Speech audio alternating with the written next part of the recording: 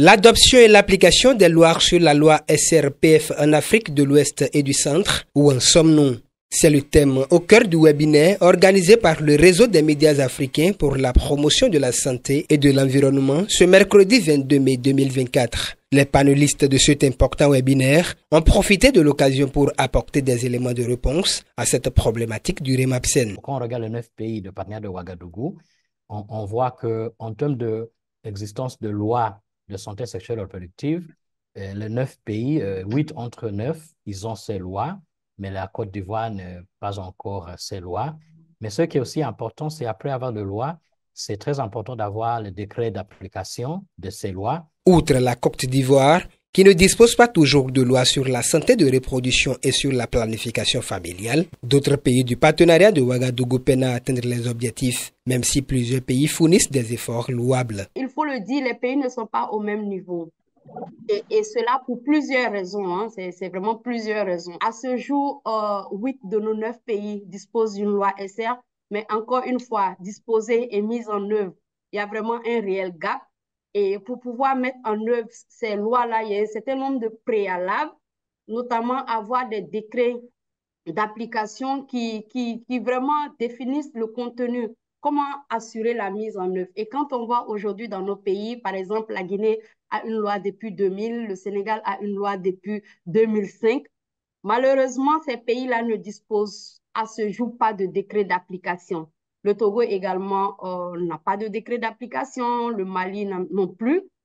Donc, du coup, ça ne facilite pas un peu la mise en œuvre de la loi parce que ça ne décrit pas le processus de mise en œuvre. La loi SRPF interpelle les acteurs à plusieurs niveaux en Côte d'Ivoire pour le niveau élevé des indicateurs liés à la santé de reproduction et la planification familiale. Nous sommes plus de 28 millions d'Ivoiriens avec un indice de fécondité qui est de 4,6 et malheureusement la mortalité maternelle est très très élevée en Côte d'Ivoire. 21% des femmes ont accès à la planification familiale. Et quand on regarde aussi, il y a 32% de grossesses précoces et 33% de mariages précoces. Des efforts sont en train d'être faits pour inverser la tendance. Donc, ces indicateurs nous interpellent, nous, en tant qu'acteurs du système de santé, en tant que chercheurs dans le domaine de la santé. Et on a bénéficié d'un appui financier de CARE International qui nous accompagnait donc dans ce projet de plaidoyer auprès des institutions, autant nationales qu'internationales, pour renforcer le plaidoyer sur l'adoption. Nous, on est encore au stade d'adoption de la loi. On n'est pas encore au stade de décret d'application. Donc, on est encore au stade d'adoption de la loi. Et donc, avec ce financement, nous avons pu en 6 mois mener des activités, d'abord de campagne digitale, informer la communauté, renforcer donc l'information comme quoi la loi n'est pas disponible. Nous avons aussi rencontré les leaders, hein, les dirigeants, les représentations internationales.